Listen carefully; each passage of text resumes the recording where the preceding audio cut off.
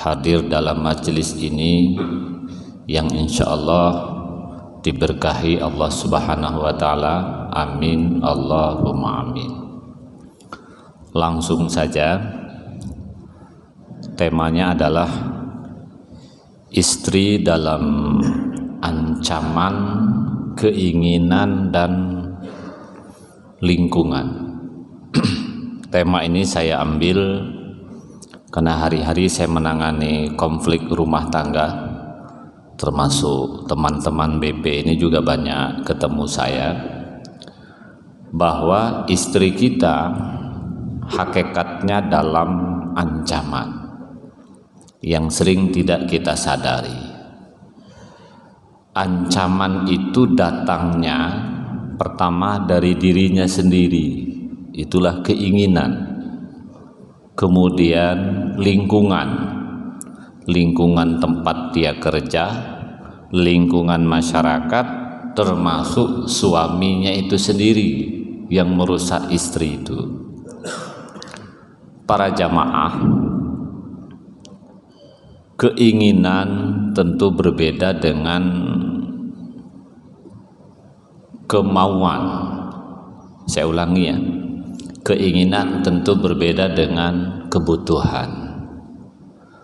Kalau istri minta belikan beras untuk makan sehari-hari, itu kebutuhan dan kita wajib memenuhinya. Tapi kalau istri setiap hari misalnya minta belikan bakso, belikan KFC, hamburger, dan segala macam, itu keinginan. Jadi intinya keinginan itu tidak wajib kita penuhi, kebutuhan wajib kita penuhi. Ancaman apa saja yang datangnya dari dalam dirinya sendiri, yang paling dahsyat adalah berjiwa konsumtif. Orang beli ini, dia ingin beli ini. Tetangga beli karpet, dia pun ingin beli karpet. Tetangga punya telepon baru, dia pun ingin beli telepon baru. Itu yang ada dalam istri kita saat ini. Itu namanya konsumtif. Dampaknya kemana-mana. Karena ingin seperti orang, maka berikutnya terjebak rentenir. Dan banyak rumah tangga berantakan. Istri ini ternyata minjam duit kiri kanan, bahkan terjebak koperasi merangkap koperasi itu, suaminya tidak tahu. Setelah ribut baru tahu dia. Nah, oleh karena itu yang pertama adalah ancaman keinginan yang berupa konsumtif. Satu ya. Yang kedua, istri ini juga ingin bebas, tidak mau terikat di rumah kita itu. Kita semua tahu dalam ajaran agama, istri mau keluar rumah, mau kemanapun harus mendapat persetujuan suami. Ini tidak. Istri pokoknya menganggap suami itu tak ada, nak pergi kemanapun suka-suka dia aja. Dan itu yang terjadi sekarang ini. Jadi ancamannya adalah ingin bebas. Itu yang kedua. Yang ketiga, ingin bekerja, ingin beraktivitas yang sebenarnya bukan kewajiban dia. Contoh, kewajiban kita ini kan memberikan nafkah lahir batin, sandang, pangan. Itu kewajiban laki-laki. Tapi dia mencoba ikhtiar ingin pula seperti kita. Kalau suami bekerja, saya juga harus bekerja. Seperti itu. Itu ancaman juga menurut saya, karena banyak sekali laki-laki ya tidak mengizinkan istrinya kerja, nekat juga. Pokoknya bang, kalau aku tak kau izinkan kerja bang, kita cerai aja. Ya tentu laki-laki ketika bini minta cerai kan pening juga, izinkan juga dia. Itu yang paling banyak itu tiga itu. Ya kalau bumbu-bumbu yang lain tuh banyak. Ingin jadi calon DPR itu menurut saya 1-2 saja.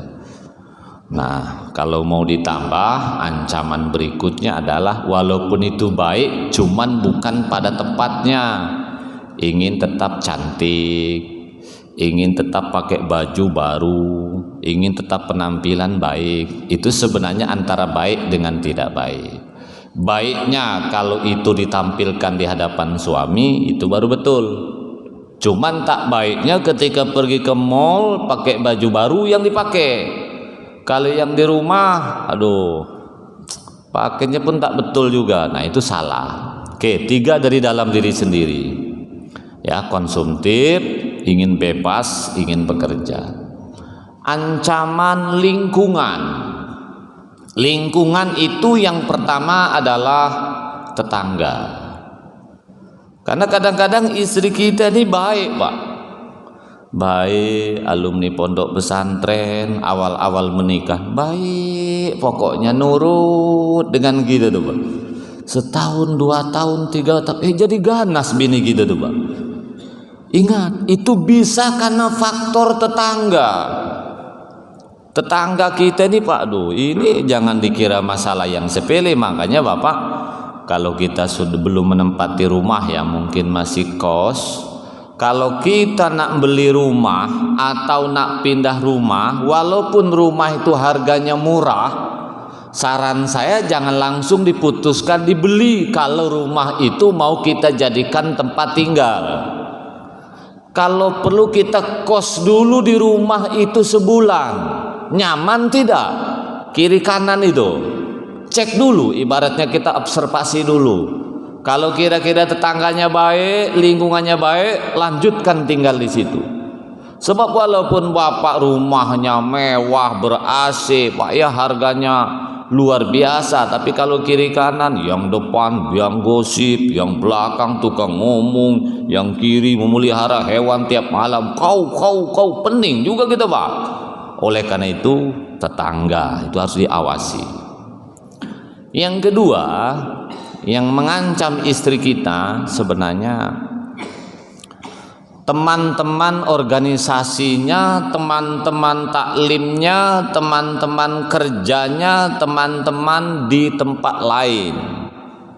Bapak awasi juga siapa tetangga, siapa teman-teman taklim, siapa teman-teman organisasi, teman rekan kerja dan segala macam. Walaupun istri kita ini orang baik, kalau bertetangga berkawan dengan orang yang tidak baik, walaupun istri kita ini tidak baik, kalau teman kantornya rusak, teman organisasinya rusak, dan teman-teman di luaran itu mengajak pada perbuatan yang tidak baik, mau tidak mau istri kita pun akan keseret-seret. Maka Bapak kontrol istri kita itu siapa teman-temannya. Kan dulu ada pepatah, kalau tidak ingin basah jangan bermain air, kalau tidak ingin panas jangan bermain api, kalau tidak ingin kotor jangan bermain debu.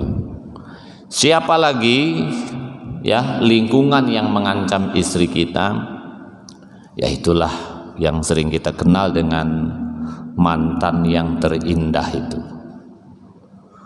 Bapak-bapak yang dulu menikah, mungkin istri kita, Bapak dengan bangganya merebut dari mantannya. Wah, itu Bapak bekerja harus double itu. Satu, tunjukkan Bapak menjadi suami yang sangat sayang, sangat baik, suami yang sempurna, agar istri kita bisa melupakan mantannya. Itu pun beratnya luar biasa. Karena melupakan mantan yang terindah nih Pak, hanya kematian yang bisa menghilangkannya. Kalaupun toh sekarang tak nyambung, satu pura-pura tak nyambung, yang kedua dia ya mungkin ibarat api dalam sekam saja. Jadi mantan-mantan istri kita itu Pak sebenarnya masih ada di dalam kepalanya. Maka solusinya adalah kita harus jadi suami yang baik dulu, kemudian dia putuskan mata rantainya dengan mereka. Salah satunya adalah kontrol HP atau media sosialnya. Maka bapak-bapak dulu yang istri kita kebetulan dengan mantannya belum putus, itu bapak harus banyak doa, harus jadi suami yang baik. Makanya yang belum nikah, tapi khusus yang belum nikah ya, kalau kita ada seorang wanita sudah tunangan dengan orang lain atau belum putus, biarkan saja putus dengan sendirinya, jangan kita yang merebutnya. Sebab kalau belum putus tiba-tiba kita masuk, itu nanti akan bangkit kembali. Tapi khusus yang belum. Tapi kalau sudah nikah jangan pula terpikir nak buka cabang baru atau apalah gitu. Solusi itu kan tadi keinginan dengan lingkungan. Solusi yang pertama terhadap konsumtif. Satu, penuhi kebutuhannya, batasi keinginannya. Jadi istri itu kebutuhannya dipenuhi. Kebutuhan tuh ya makan, minum, rumah dan segala macam. Tapi keinginannya dibatasi. Bukan ditolak. Bakso seminggu sekali biasanya, oke dek, kau boleh bakso, makan bakso, tapi sebulan sekali saja. Dikurangi frekuensinya. Jangan ditolak sama sekali. Kalau ditolak sama sekali itu akan jadi masalah. Karena keinginan memang harus dibatasi. Pakaian misalnya ya, itu harus juga dibatasi. Nah, salah satu solusi yang paling efektif, jangan semua uang gaji kita diberikan 100% kepada istri. Itu bagaimana caranya? Dan ini agak repot kalau punya tetangga semua uang suami dipegang istrinya, maka dia nggak ikut-ikutan. Lalu bagaimana yang baik manajemen keuangan rumah tangga ini? Sebenarnya negara kan tidak mengatur. Agama sudah tidak mengatur, yang pasti arijalu qawwamun 'alan nisa. Suami laki-laki adalah pemimpin keluarga, diatur saja. Menurut saya yang sifatnya rutin, berikan uang itu kepada istri. Apa itu rutin? Bayar listrik, bayar sekolah, bayar air, makan, minum sehari-hari, jajan anak sekolah. Katakanlah 1 bulan 4 juta, gaji kita 7, berikan saja yang 4, yang 7 tetap kita pegang. Itu. Kalau istri kurang, untuk apa lagi? Begitu. Caranya begitu, Pak. Coba kalau istri kebutuhannya misalnya sebulan 6 juta, bapak kasih 7 juta, lewat juga, Pak. Percayalah, duit itu habis saja gitu, Pak. Maka perlu dibatasi. Itu caranya, Pak ya. Dan kekuasaan di tangan kita kok. Bapak harus pahami itu. Karena ketika istri belanja sesuatu satu yang menyebabkan dia sombong, kan kita juga yang dosa. Contoh istri nih, beli pakaian, beli bedak, beli HP, beli kalung, kemudian kalungnya itu dipamerkan kepada orang lain, baju mewahnya itu dipamerkan kepada orang lain, kan suami juga yang dosa. Maka bapak harus ingat ya, dosa istri adalah dosa suami. Sebab banyak sekali para suami ini membelanjakan apa keinginan istri, diikuti saja. Ingin mobil, dibelikan mobil, semuanya. Istri kita sombong dengan teman-temannya, sombong orang lain. Suami macam orang bego, diam saja. Enggak boleh begitu, Pak. Kalau istri masuk neraka, suami pun akan terseret masuk ke neraka. Bapak, patokannya hukum. Memang harus tegas dengan istri ini, Pak. Kalau tidak tegas memang repot kita dibuatnya. Itu solusinya, Pak ya, keuangan dibatasi. Singkat-singkat saja, terhadap keinginan bebas. Istri kita ingin bebas. Nah, caranya, Pak, diulur. Kalau istri kita ingin keluar terus, ya batasi. Nah, supaya batasi, bapak sesekali ajak jalan juga istri itu. Ini kan istri tak boleh kemana, tak boleh main, tak boleh situ, tak boleh. Nah, tapi bapak tak pernah juga ajak jalan-jalan. Nah, ini pula kesalahan laki-laki nih. Tidak boleh kau jalan keluar, betul. Tapi kita juga aja misalnya seminggu sekali ke Grand Mall situ. Walaupun tak belanja apa-apa, paling minum teh obeng jadilah. Nengok-nengok itu kan kita yang membuka ruang untuk menjalan istri itu kemana. Kemudian kerja. Istri ingin kerja, sebenarnya Pak, istri itu hanya boleh bekerja dan uangnya halal dimakan kalau mendapat persetujuan suami. Kalau istri kerja tidak mendapat persetujuan suami, haram uangnya, itu artinya tidak halal. Oleh karena itu ada istilah kata istri itu ya, uang istri, uang istri, uang suami, uang istri. Nah itu keliru. Jadi suami cuma punya kolor situ maksudnya itu salah. Kenapa? Karena istri bekerja itu kalau tidak mendapat izin suami juga dia tidak bisa bekerja. Makanya kalau istri kita mau bekerja ke luar negeri, Menteri Tenaga Kerja pun mensyaratkan ada persetujuan suami. Jadi sebenarnya hukum negara dengan hukum agama sama ya, tidak ada pertentangan. Jadi kita kalau memang istri kita tidak diizinkan kerja Pak, pastikan istri kita itu di rumah ada kegiatan. Itu solusinya. Apa jualan online, jualan apa, yang penting ada kegiatan saja Pak. Menurut saya Pak, walaupun Bapak ini sehat-sehat, gajinya cukup, penting juga istri ini dibuatkan kegiatan yang menghasilkan uang. Kenapa? Satu, belum tentu kita panjang umur. Mana tahu kita mati cepat Bapak, istri kita itu bisa melanjutkan kehidupan dari jualan di rumah itu satu. Yang kedua, mana tahu kita nanti stroke, tak bisa ngapa-ngapain, atau dipecat di BP ini, kita tak ada lagi pekerjaan, istri kita bisa melanjutkan kehidupannya. Kalau masalah lingkungan tadi Pak ya, yang mengancam istri kita, kontrol tetangganya, kontrol temannya, dan kontrol media sosialnya. Yang lebih penting dari itu, dari pertama dan yang terakhir, dua saja. Pastikan bimbing iman istri siang malam. Walaupun ini kontrol, ini kontrol, ini kontrol, kalau imannya tak dibina, percuma juga. Yang kedua, berikan keteladanan. Jadi Bapak selain bimbing dan berikan keteladanan, contoh. Kalau Bapak tidak bisa membimbing, suruh rajin ke taklim, atau Bapak minta tolong ustadz yang lain ngomongi istri kita. Saya kira itu. Mungkin ada yang mau bertanya, saya buka ruang tanya jawab ya, mungkin saja. Kalau tidak ada, saya tambahkan sedikit kemudian ditutup. Silakan, ada Bapak Ibu?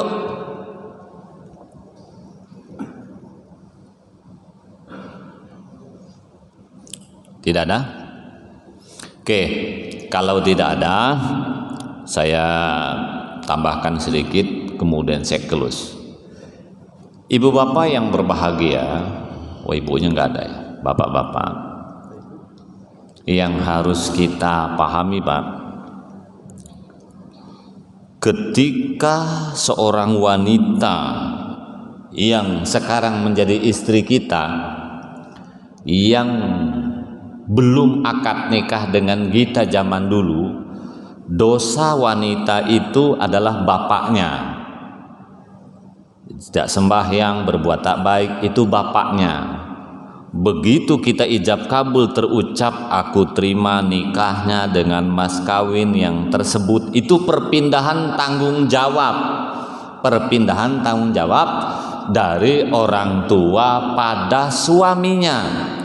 Makanya kita kalau punya anak perempuan, ya Allah Pak, galaunya luar biasa. Begitu selesai akad nikah, ya Allah, bebas rasanya kita itu. Mertua itu bebas Pak. Kenapa? Merasa beban berat yang dibesarkan dari kecil sampai besar, khawatir berzina, khawatir rusak, sekarang sudah ada yang mengurusnya. Jadi seolah-olah punya hutang yang besar itu lunas. Cuman masalahnya bapaknya merasa lunas, merasa bebas, kita macam tak ada masalah. Nak degil tak tidak bini kita, nak beriman atau tidak, lantak langkau. Nah itu yang tak boleh. Mestinya kita juga memiliki perasaan yang sama dengan mertua kita, bahwa kita mendapatkan wanita yang sekarang menjadi istri kita bukan sekedar mendapatkan keberkahan, tetapi hakikatnya kita mendapatkan beban yang luar biasa.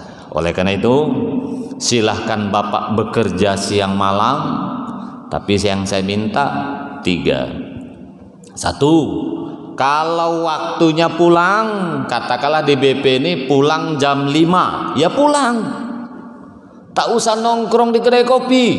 Begitu pulang, dampingi istri kita sholat, bimbing istri kita ngaji, dampingi anak kita belajar, gitu Pak. Ini pulang dari BP, bukannya nak balik nongkrong kedai kopi, kadang main batu siang malam, tap-tup, istri tak terbimbing, anak nggak diurus. Oke, BP memberikan waktu 2 hari libur, kalau nggak salah Sabtu Minggu ya. Sabtu Minggu itu lah Pak. Istri kan ingin juga nengok Barelang, istri ingin juga Pak lihat Batam Center. Coba Pak bayangkan istri itu Pak, ke kiri nengok dapur, kanan nengok anak, ke depan pagar lagi, nah mutar-mutar di situ saja.